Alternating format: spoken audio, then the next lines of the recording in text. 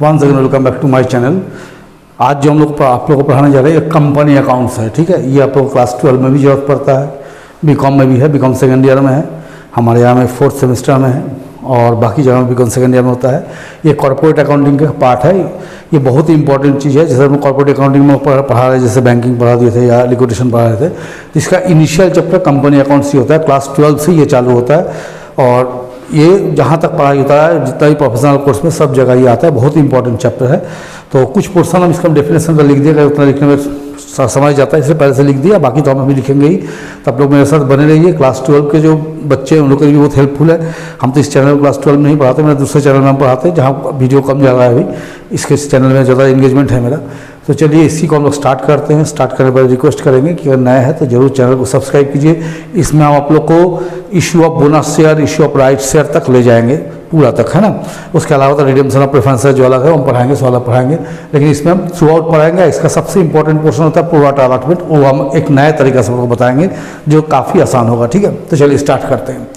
According to company accounts क्या है, देखिए बिजनेस 3 नेचर का होता है। आज हम समझाएंगे, आज कुछ क्वेश्चन नहीं बनाएंगे। देखिए बिजनेस 3 नेचर का होता है, हम लोग जनरली जानते हैं। सोल ट्रेडिंग, एकाकी व्यापार, पार्टनरशिप, 2 या 2 से अधिक व्यक्ति आपस में मिलकर बिजनेस करता है। एक होता है कंपनी। ठीक है, तो कंपनी में क्या होता है कि कंपनी को हम लोग कैसे डिफाइन करते हैं। जैसे company is an artificial person created by law having separate entity at a common seal. ठीक है, पार्टनरशिप कंपनी क्या होता है, एक कृत्रिम व्यक्ति होता है। जैसे हम एक व्यक्ति हैं, आप एक व्यक्ति हैं, तो कंपनी भी एक आर्टिफिशियल पर्सन है। आर्टिफिशियल पर्सन का यहाँ मतलब क्या है, जैसे हम एक पर्सन है तो हम कोई चीज़ अपने नाम से खरीद सकते हैं, कोई चीज़ अपने नाम से बेच सकते हैं, हम किसी पर केस कर सकते हैं, कोई हम पर केस कर सकता है। तो कंपनी का भी वही सारा चीज़ है, अधिकार, दायित्व, कर्तव्य जो एक आदमी का होता है। आदमी का शरीर होता है, कंपनी का कोई शरीर नहीं होता है, लेकिन एक आदमी के जैसा ही वो एक्ट करता है। ठीक है, तो इसीलिए उसको बताता है artificial person created by law, जो लॉ से निर्मित होता है, जिसका अपना अलग अस्तित्व होता है, अपना अलग पहचान है। देखिए कंपनी का तो बॉडी नहीं होता है, वो अपने साइन नहीं कर सकता है, लेकिन उसको एक सील होता है। कोई अगर कोई उसको अथॉरिटी साइन करता है, उस सील को लगा दिया, मतलब कंपनी उसको साइन कर दिया। ठीक है, तो हम लोग क्या डेफिनेशन में लिखे, according to section 220 of the companies act 2013, company act 2013 का सेक्शन 220 के हिसाब से एक company means a company incorporated under this act और under any previous company law. क्या बोला, कंपनी मतलब जो इस रेगुलेशन के अंदर निर्मित हुआ है या किसी भी तरह का पिछले कंपनी लॉ के अंदर निर्मित हुआ, उसको हम लोग कंपनी बोलेंगे। प्रोफेसर हेने के हिसाब से एक company is an artificial person created by law having separate entity with a perpetual succession and a common seal, यही दिखा हुआ है। देखिए सबसे पहले जब कंपनी पढ़ेंगे तो टाइप्स ऑफ कंपनी जानना होगा। ऐसे तो बहुत सारा है, लिमिटेड बाय लायबिलिटी, लिमिटेड और गारंटी, तो हम लोग उसमें नहीं जाएंगे। टाइप्स ऑफ कंपनी जब हम पढ़ेंगे तो हम लोग इसमें 3 भाग में बांट लेंगे। नंबर 1 हम लोग रखेंगे प्राइवेट कंपनी,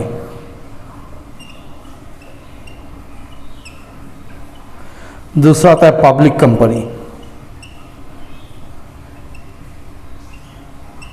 और तीसरा जो चालू हुआ उसको बोलते हैं 1 पर्सन कंपनी। ये आपको कंपनीज एक्ट 2013 में आया है ना, रिसेंट है, इसको बोलते हैं OPC, 1 पर्सन कंपनी। इस 3 में हम लोग इसको बांटते हैं। ठीक है, अब सबसे पहले हम लोग जानेंगे प्राइवेट कंपनी में। इसका तो अभी उतना जरूरत नहीं है। प्राइवेट कंपनी में क्या है, a private company which capital is minimum 1 लाख, जिसका कैपिटल कम से कम 1 लाख होना चाहिए। At least 2% and maximum number of members is 200। क्या बोले, इसमें कम से कम 2 आदमी होना चाहिए, ज़्यादा से ज़्यादा 200। एक प्राइवेट कंपनी का मिनिमम कैपिटल कितना होना चाहिए, 1 लाख। तीसरा क्या हो गया, a private company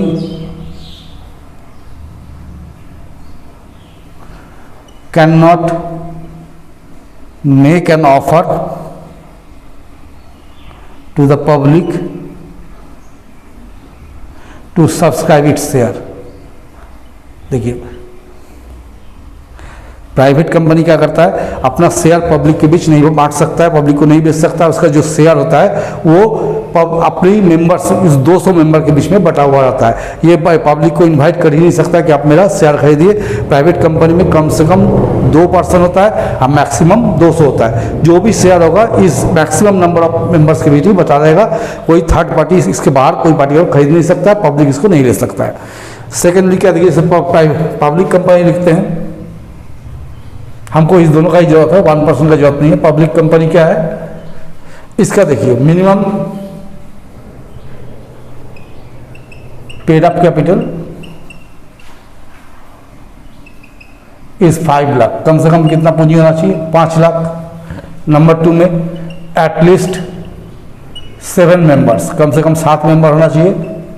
and there is no such maximum limit, कोई मैक्सिमम लिमिट नहीं है, कम से कम 7 होना चाहिए, ज़्यादा का कोई बात ही नहीं, ज़्यादा कितना भी हो सकता है, ठीक है। अब थर्ड हो गया, a public company formed its capital by issuing shares at open market। एक पब्लिक कंपनी का पूरा पूंजी कहाँ से आता है, पब्लिक से आता है। ये अपना शेयर पब्लिक को बेचता है। तब ये शेयर एक शब्द आ गया, तो शेयर क्या है देखिए, शेयर देखिए companies capital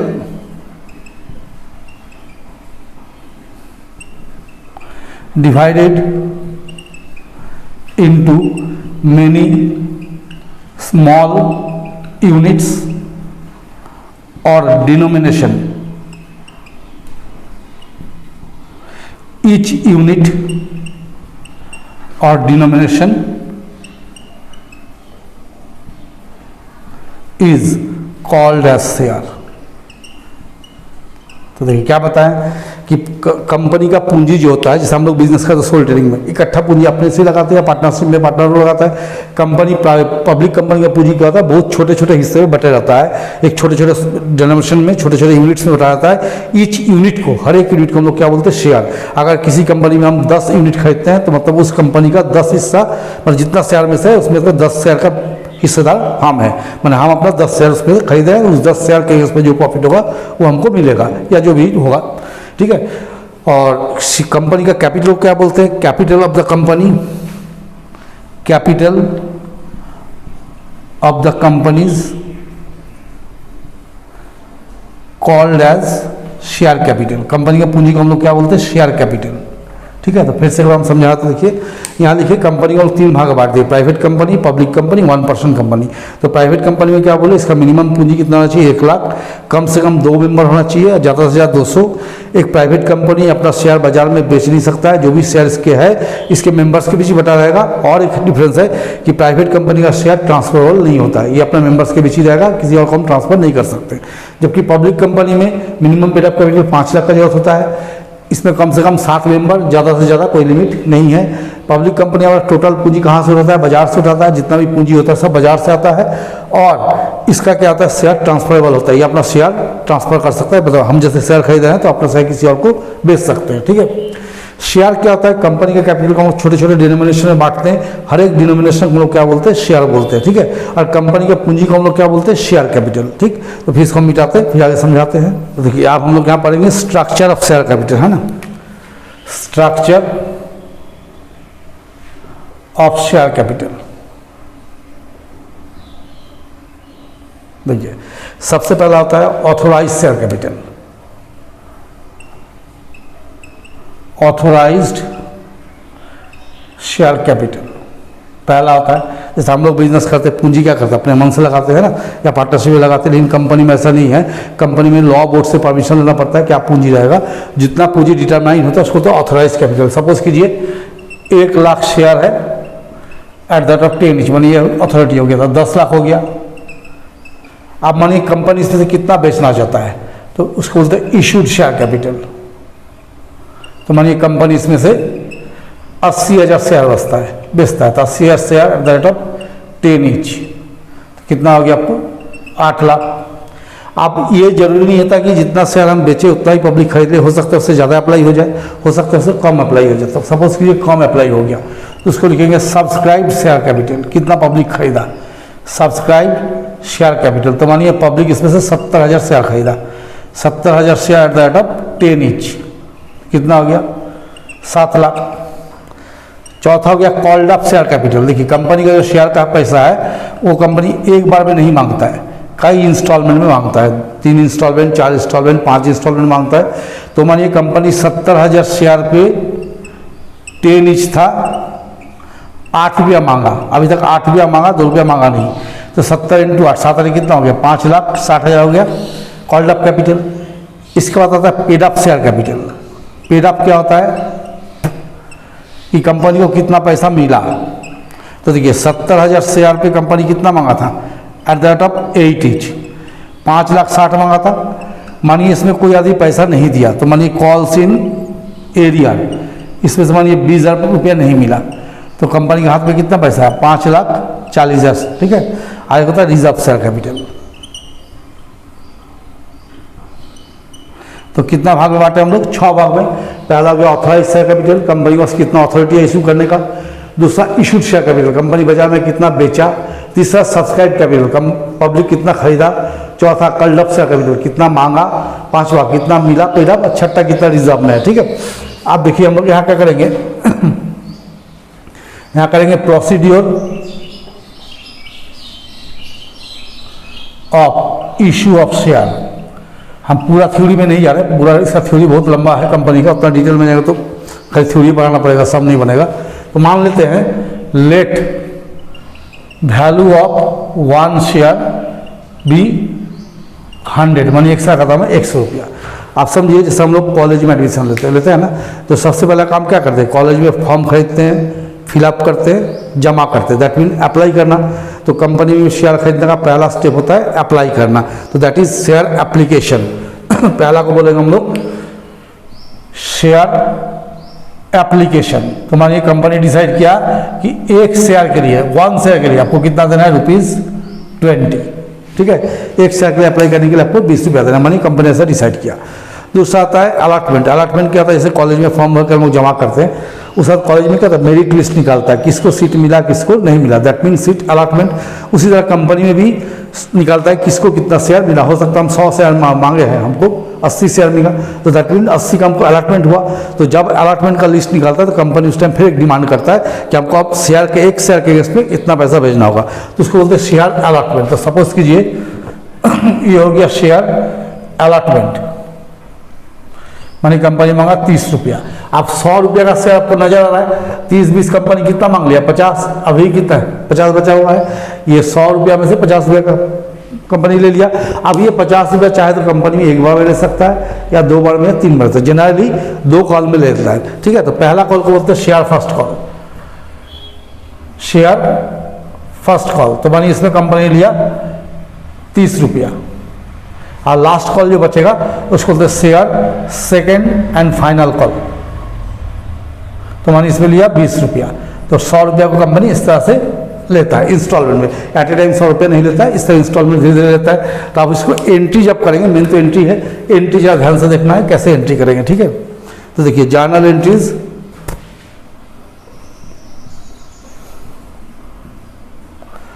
in the books of company, company अपना बुक में क्या एंट्री लिखता है।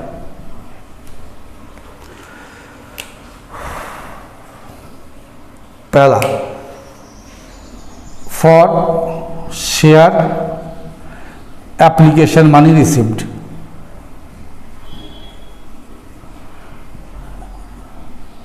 जब एप्लीकेशन का पैसा आएगा तो कंपनी क्या लिखेगा, bank account debit to share application account, to share application account. तो being share application money receive on dash dash shares at the rate of इतना each as per board resolution dated, ठीक है, तो इतना कोई लिखता नहीं है। सेकंड देखिए, for access share application money rejected. ये क्या होता है, जैसे मानिए कंपनी 10,000 शेयर इशू किया ना, और एप्लीकेशन आ गया 12,000 के लिए, तो कंपनी के पास कितना शेयर है, 10,000। अगर हम 4 पेन बाजार में लेके बैठे हैं बेचने के लिए, तो 5 आदमी आएगा तो पेन हम कितना बेच सकते हैं, 4 ही, किसी को 2 देंगे, किसी को 1 देंगे, ठीक है, या किसी को 3 देंगे, किसी को 1 देंगे, इसको एडजस्ट करना है। लेकिन 4 से ज़्यादा पेन बेच नहीं सकते क्योंकि मेरे पास है ही नहीं। उसी प्रकार अगर कंपनी 10,000 शेयर इशू किया, 12,000 के लिए अप्लाई हो गया, तो कंपनी 2 काम कर सकता है, एक्सेस पैसा को एडजस्ट कर सकता है या रिफंड कर सकता है। तो जब रिफंड करता है तो क्या लिखेंगे, share application account debit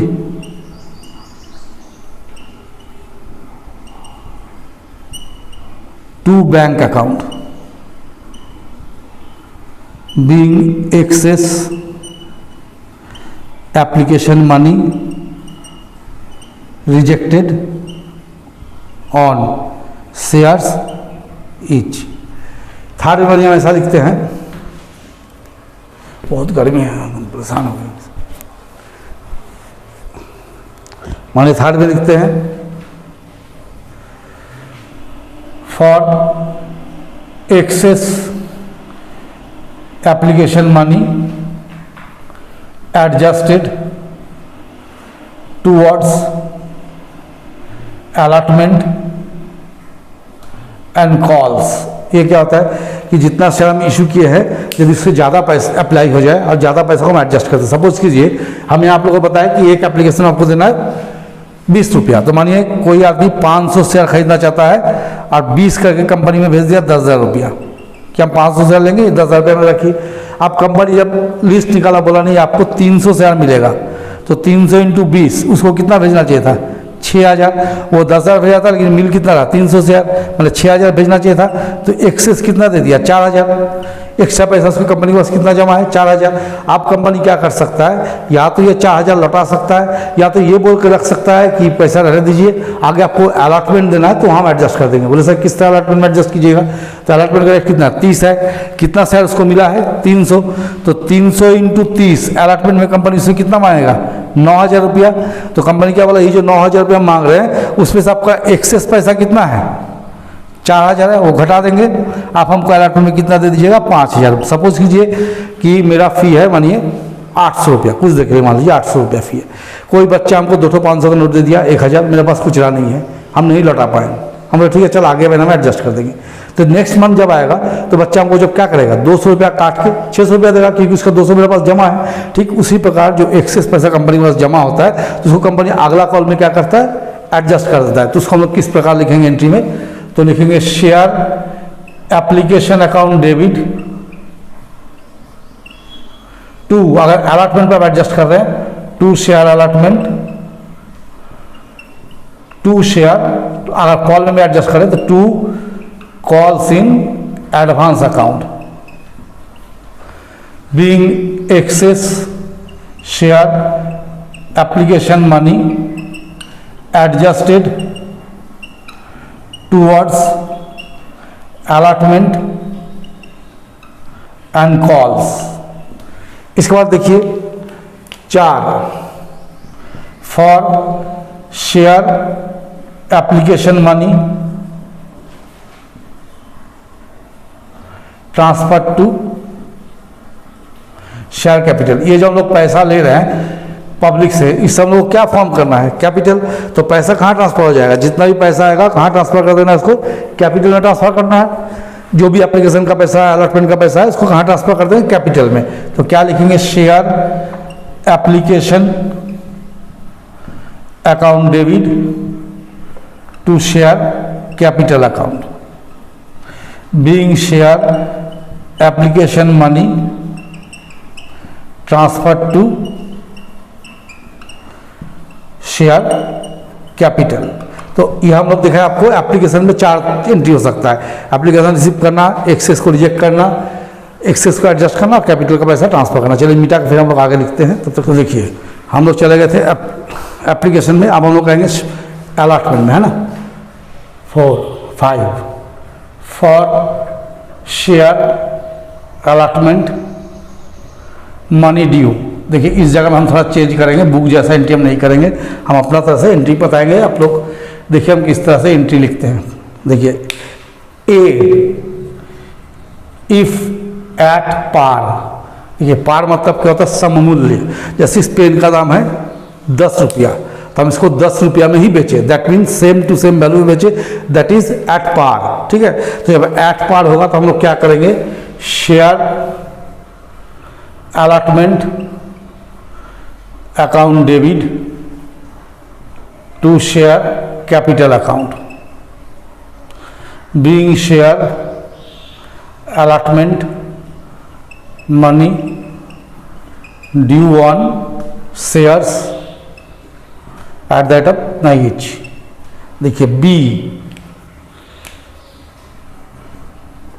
if at premium, ये हो गया अंडर सेक्शन 52, है ना। प्रीमियम मतलब हो गया, जैसे इस पेन का दाम है 10 रुपया, तो किसी को हम 12 रुपये में बेच दिए, तो 2 रुपये एक्स्ट्रा ले लिए, तो एक्स्ट्रा पैसा को हम लोग यहाँ क्या बोलेंगे, प्रीमियम। तो प्रीमियम में जब इशू करेंगे तब क्या होगा ये देखना है। ठीक है, तो देखिए ऐसा हम नहीं कहते कि प्रीमियम अलॉटमेंट में ही होगा, प्रीमियम आपको एप्लीकेशन में भी आ सकता है या कॉल से भी हो सकता है, लेकिन हम अलॉटमेंट में ही दिखा दे रहे। तो share allotment account debit to share capital account to security premium reserve account. तो being share allotment money due on share at the rate of इतना इच इंक्लूडिंग प्रीमियम। देखिए पहले जब कंपनी एक्ट 2013 का पहले शेयर डिस्काउंट में भी issue होता था, लेकिन अभी कंपनी एक्ट 2013 के बाद शेयर डिस्काउंट में इशू नहीं होता है। तो under section 53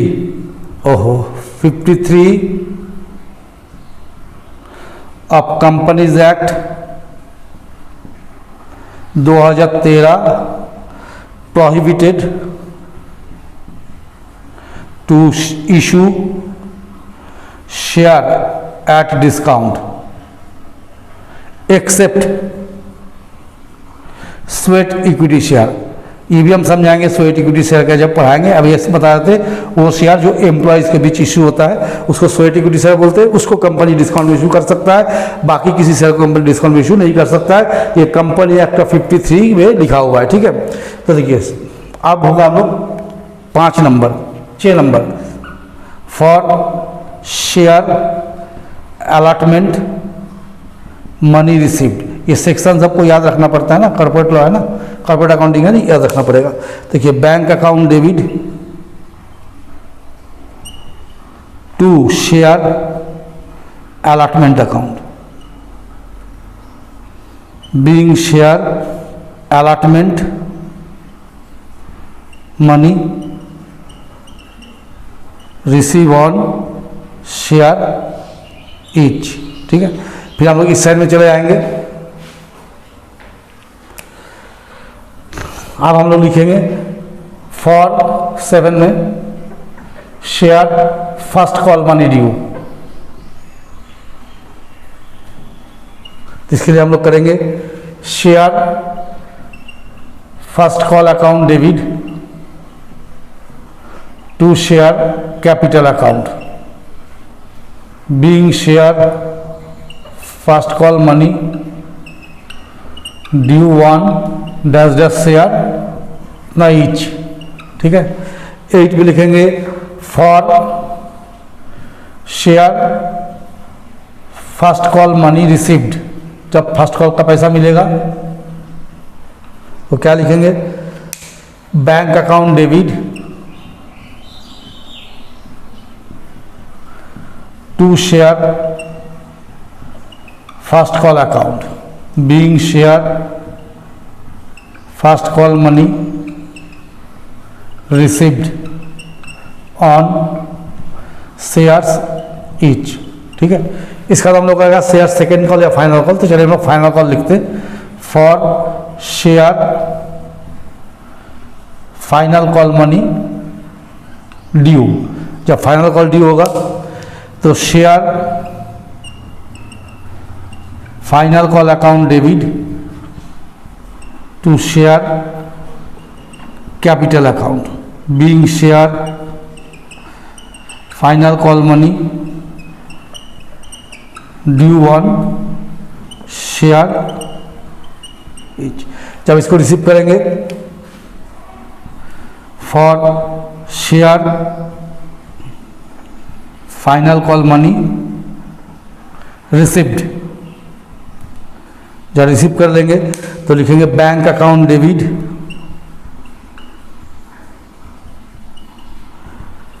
to share final call account, being share final call money receive on shares each, है ना। तो ये कॉल का हो गया। अब इधर कुछ एंट्री अमाउंट लिखेंगे। देखिए, for expenses on issue of share paid of. देखिए, शेयर इशू करने में खर्चा होता है और उस खर्चा का जब कंपनी पेमेंट करेगा तो क्या लिखेंगे, expenses on issue of share account debit to bank account, being expenses on issue of share paid off. बहुत गर्मी है। देखिए, इस बार लिखते हैं 12, if expenses on issue of share written off against security premium. जैसे एक्सपेंसेस का जो पैसा है वो पैसा कंपनी सिक्योरिटी प्रीमियम से निकालता है, जो प्रीमियम निकाल लिखे इस प्रीमियम से अगर उसका पेमेंट का व्यवस्था करता है तो क्या करेंगे वो एंट्रीज का, securities premium reserve account debit to expenses on issue of share, being expenses on issue of share written off against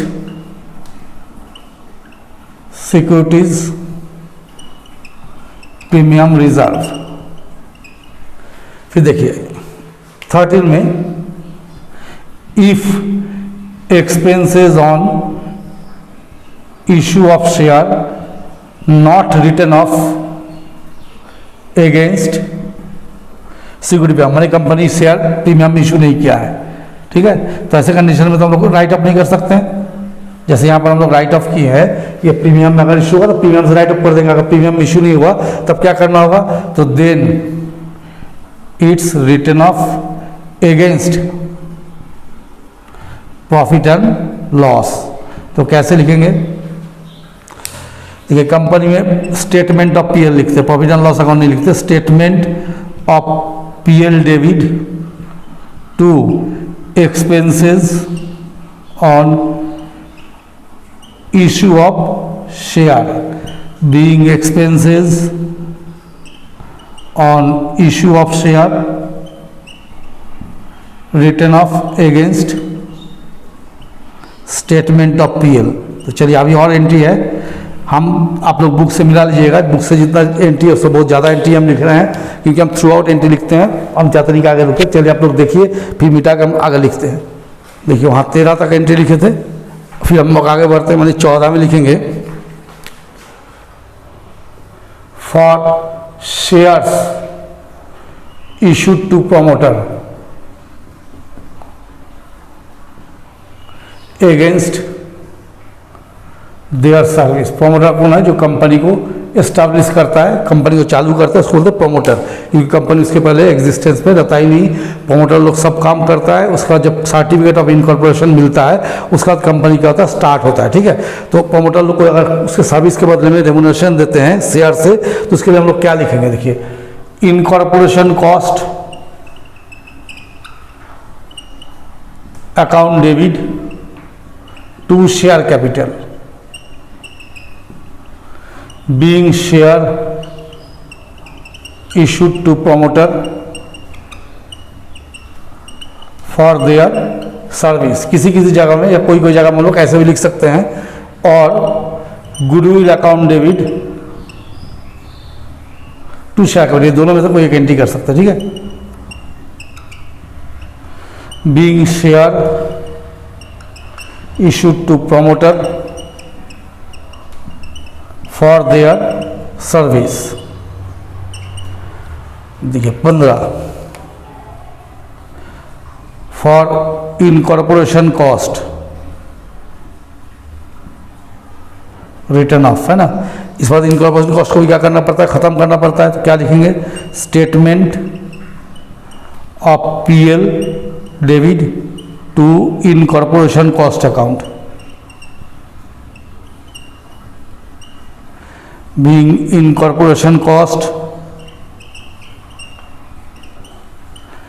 return off against PL, ठीक है। ये तो हो गया। अब हम लोग कुछ एडिशनल एंट्रीज में लिखेंगे, जैसे देखिए for interest on calls in advance. Company में अगर आप एडवांस में पैसा जमा करते हैं तो कंपनी आपको इंटरेस्ट देती है, उसके लिए क्या करेंगे, interest on calls in advance account debit to sundry members. Being interest on calls in advance due to sundry members. जब इसका पेमेंट करेंगे, for payment of interest on calls in advance, जब इसका पेमेंट कर देंगे तब क्या लिखेंगे, interest on calls in advance account debit to bank account. Being interest on calls in advance paid off. 18 में क्या लिखेंगे, for interest on calls in advance transfer to PL, इसके लिए लिखेंगे interest on calls in advance account debit to bank account. Being interest on sorry to statement of PL, तो हम लिख दिए थे, देखिए यहाँ भी गलती किया, सन्ड्री मेंबर्स होगा, सॉरी सन्ड्री मेंबर्स, है ना, मेंबर को देना है, गलत लिख दिए थे। देखिए interest on to statement of PL, है ना, being interest on calls in, उल्टा ही लिख दे रहे, स्टेटमेंट ऑफ पीएल। गर्मी से तो माथा खराब हो जाता है, इतना गर्मी है ना। PL debit to interest on calls in advance, ये कंपनी का क्या खर्चा है ना। Being interest on calls in advance transfer to PL. तो ये मोटा मोटी हम लोग 18 एंट्री लिखे, तो ये 18 एंट्री से ही हम लोग सारा क्वेश्चन आगे बनाएंगे। देखिए शुरू का जो एसएमसी का क्वेश्चन है वो सब बहुत लाइट है ना, उसमें कुछ है नहीं, फिर भी हम टॉपिक वाइज 2-4 क्वेश्चन बनाएंगे। उसका जितना टफ क्वेश्चंस है, मेन तो इसका फॉर फीचर्स है, फॉर फीचर प्रोडक्ट अलॉटमेंट और एडवांस कुछ प्रॉब्लम्स दिया हुआ, वहाँ से हम लोग क्वेश्चन ज़्यादा बनाएंगे, जहाँ ओवर सब्सक्रिप्शन सीखने का मौका मिलेगा। तो आप लोग हम पर विश्वास ला के रखिए और मेरे चैनल का साथ जुड़े रहिए। हम धीरे धीरे जितना डिटेल में हम ले जाते हैं उतना ही डिटेल में ले जाएंगे, स्टेप वाइज हम सारा चैप्टर कंप्लीट करेंगे। ऑनलाइन है, थोड़ा टाइम लगता है, या कौन स्टूडेंट देख रहा है क्या समझ रहा है, हमको समझ में नहीं आता है।